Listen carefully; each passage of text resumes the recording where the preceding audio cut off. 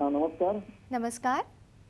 हां, मी गोवर्धन काशीद बोलतोय बोला. पुण्यामधून. हां. अ, 2015 साली मला दुसऱ्यांदा कॅन्सर झाला होता हां, हां. आणि त्यावेळेला कॅन्सर झाल्यानंतर मी गुडघ्यावरती पडलो मी तिथे दवाखान्यामध्ये आणि मग मला गुडघ्याची ट्रीटमेंट माझी झाली ओके. आणि मग मला मल्टी आजार होत गेले पुन्हा. हां, हां.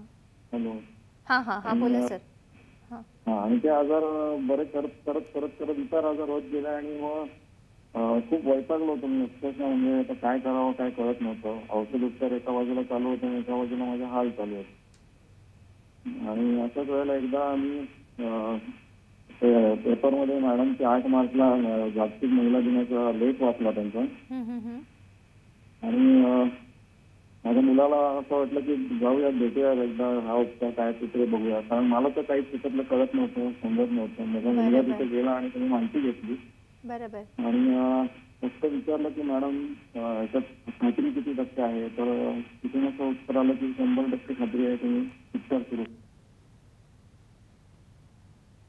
हॅलो. त्यांचा हॅलो. त्यांचा फोन कट झालेला आहे. काही हरकत नाही आहे, पण तुमच्या भावना मात्र आमच्यापर्यंत पोहोचलेल्या आहे. तुमच्या भावना सगळ्या प्रेक्षकांनी देखील जाणलेल्या आहे. नेमकं काय करू शकतो या स्वयंपूर्ण उपचार पद्धतीच्या मदतीने जाणून घेऊया. आपण घेतोय एक छोटासा ब्रेक.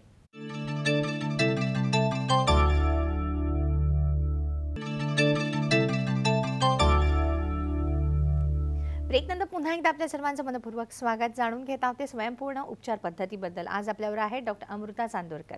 ब्रेकवर जाण्यापूर्वी एक आपल्याला असं छानपैकी त्यांचा फोन आला होता, त्यांनी त्यांचा अनुभव शेअर केलेला आहे.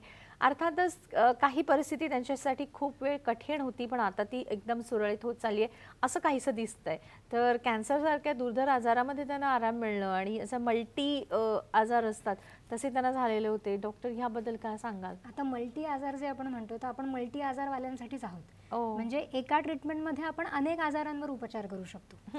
मगाशी आपलं ICU पेशंट बद्दल वगैरे बोलणं सुरूच होतं. तर आता जसं काशीद साहेबांनी मगाशी सांगितलं तर गोवर्धन काशीद हे बेडरिडन होते, ते घरातनं बाहेर पडू शकत नव्हते. आणि जसं मगाशी त्यांनी सांगितलं तसं त्यांचा मुलगा त्यांचा फोटो घेऊन क्लिनिकमध्ये आला होता. जे आपण आता काही वेळापूर्वीच बोललो की जर रुग्ण येऊ शकत नसेल तर, तो बेडरिडन असेल, हॉस्पिटलाइज्ड असेल तर त्याचा फोटो घेऊन जर कुणीही नातेवाईक क्लिनिकमध्ये आलं, आपला फॉर्म भरून दिला तरी आपल्याला ट्रीटमेंट सुरू करता येते. पुढची ट्रीटमेंट ही फोनवरनं असते, दूरस्थ स्वरूपाची असते. आता ज्यावेळेला त्यांचे चिरंजीव फोटो घेऊन आले त्याच्यानंतर ते ऑफकोर्स तिथे आपले जे कोणी डॉक्टर होते, डॉक्टर अश्विनी, डॉक्टर तनुजा यांना वेळोवेळी भेटत गेले. त्यावेळेला त्यांचा फोटो जो मिळाला, त्यांची माहिती जी मिळाली त्याच्यावरून त्यांच्या ह्या सूक्ष्म देहाचं परीक्षण केलं गेलं. आणि त्या परीक्षणामध्ये आपल्याला लक्षात आलं की या शरीराला किती मदतीची गरज आहे, याला कुठे कुठे दोष आहेत आणि त्यांना काय काय मदत करायला हवी.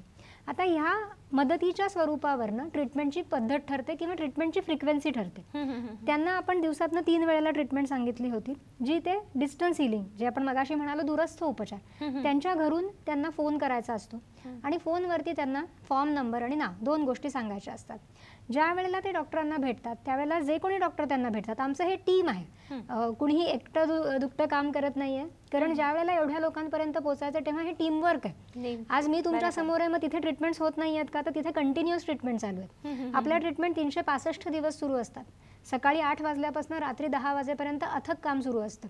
कारण भरपूर लोकांना आज याची गरज आहे. आज औषधं घेतोय, ऑपरेशन झाली आहेत, बरंच करून झालंय, पण रिझल्ट मिळत नाहीये. आणि असेच रुग्ण आपल्याकडे येत असतात आणि त्याच्यातनं ते व्याधीमुक्त होत असतात. जसं मी तुम्हाला मगाशी म्हटलं तसं ज्या वेळेला त्यांचे चिरंजीव आले, फोटो दिला, बोलणं झालं आणि ट्रीटमेंट सुरू झाली, त्यावेळेला त्यांच्या डेटामध्ये त्यांना काय काय प्रोटोकॉल म्हणू आपण ह्याला, काय काय मदत द्यायला हवी आहे हे तिथे नमूद केलेलं असतं आणि तो प्रोटोकॉल फॉलो करणं हे आमच्या स्टाफचं काम असतं. आता ज्या वेळेला फोन केला जातो त्यावेळेला ती व्यक्ती सांगते की माझा नंबर अमुक अमुक आहे आणि माझं नाव अमुक अमुक आहे. तेव्हा त्यांना आमच्याकडनं सांगितलं जातं की ठीक आहे, 5 मिनिटं डोळे मिटून बसा. जेव्हा आपण त्यांना बसा म्हणतो त्यावेळेला फोन डिस्कनेक्ट करायचा आहे आणि ते जिथे कुठे आहेत तिथे त्यांनी हात उताणे ठेवून 5 मिनिटं शांत बसायचं, ध्यान लावून. आता जर व्यक्ती बसू शकत नसेल तर ती झोपूनही ट्रीटमेंट घेऊ शकते. दोन्ही हात गादीवरती फक्त आपल्याला उताणे ठेवायचे आणि डोळे मिटून शांत पडून राहायचे. आपण असं म्हणतो की ज्या देवाला तुम्ही मानता त्याचं नामस्मरण करा. आता देवाला मानता त्याचं नामस्मरण का करा, कारण ही दैवी उपचार पद्धती नाही, ही सायंटिफिक ट्रीटमेंट आहे. पण ज्या देवाला तुम्ही मानता तिथे आपण मगाशी विश्वासाबद्दल बोललो, तर तिथे तुमची श्रद्धा असते, तुमचा विश्वास असतो, तिथे तुम्ही 100 रिसेप्टिव्ह असता. बरोबर. तुम्हाला माहिती असतं की माझा देव मला ह्याच्यातून बाहेर काढणार, आणि त्याच्यामुळे मग तुम्ही नामस्मरण करत पडून राहा. आणि त्यावेळेला आपण हे उपचार देत असतो. 5 मिनिटं लागतात अवघी ट्रीटमेंटला, आणि साधारण पुढच्या 15 दिवस ते महिन्याभरामध्ये रुग्णाकडनं आपल्याला रिझल्ट्स यायला सुरुवात होते, फीडबॅक यायला सुरुवात होतो. जसं त्यांनी सांगितलं की ते बेडरिडन होते, पण आता ते छान चालतात, फिरतात. रादर ते आता रिसेंटली कोल्हापूरला वगैरे पण जाऊन आले. अरे वा, खरंच छान. खरं त्या उपचार पद्धतींची मदत ही अशा पेशंटसाठी एक वरदानच ठरत आहे. डॉक्टर, कार्यक्रमाची वेळ संपत आली आहे. जाता जाता तुम्ही आपल्या सगळ्या प्रेक्षकांना काय सांगाल? प्रेक्षकांना एवढंच सांगायचं आहे की जर अडचण आहे तर त्याला सोल्युशन आहे, आणि ते निरामयकडे नक्की आहे. निरामय हा परिवार आहे, हे कुणी एकटी दुकटी व्यक्ती नाही. कदाचित सुरुवात केली त्यावेळेला मी आणि माझे यजमान दोघंच होतो, पण आता हा एक मोठा परिवार झालेला आहे, आणि हा संपूर्ण परिवार तुम्हाला बरं करण्यासाठी मदत करतो. त्याच्यामुळे जे काही तुम्हाला आजार आहेत, जे काही तुम्हाला मदत हवी आहे, अपॉइंटमेंट घेऊन या. आमची संपूर्ण टीम तुमच्या मदतीसाठी तत्पर आहे. या आणि लवकर बरे व्हा. नक्कीच.